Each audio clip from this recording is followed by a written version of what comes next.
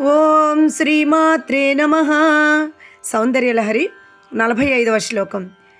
అరాళై స్వభావ్యాదళికలభస శ్రీభిరలకైః పరీతంతే వక్త్రం పరిహసతి పంకేరుహరుచిం దరస్మేరే యస్మిన్ దశనరుచి కింజల్కరుచిరే సుగంధౌ మాద్యతి స్మరదహన చక్షుర్ మధులిహ.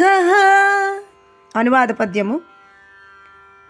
నరఘా సద్యుతి పూర్ణమై దశన సూత్ర జ్యోత్స్న కింజలికా స్థిర సౌగంధ నివాసమై స్మరహరాక్షిద్వంద్వ భృంగం ములన్ వరరాగమ్మున నుంచి నైజముగనే వంపైన భృంగాలకల్ పరమై ఉండెడు నీదు వక్త్రము హసింపంజూచు పద్మద్యుతిన్.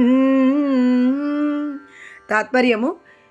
తల్లి జగజ్జననీ చిరునగవుతో వెలువడు వికాసము కలిగి దంతకాంతుల నడి కేసరములచే సుందర బంధురమై సహజ సుగంధములతో ఒప్పారుచు నుండి సహజముగానే వంకరగా నుండి గండు తుమ్మెదల కాంతి వంటి కాంతి గలవి అయిన ముంగురుల చేత అందముగా తీర్చిదిద్దబడిన నీ ముఖమనెడి పద్మమును చూచుచు శివుని కన్నులు అను తుమ్మెదలు మదముతో నిరంతరము మత్తుగొని ఆనందించుచున్న కారణమున నీ వదనారవిందము కమలముల యొక్క వికాస సౌందర్యము తనతో సాటిరాదని వాటిని ఎగతాళి చేయుచున్నది.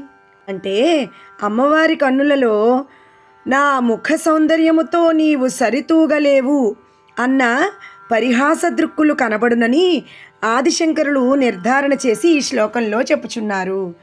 ఓం నమః శివాయ. ఓం శ్రీమాత్రే నమః.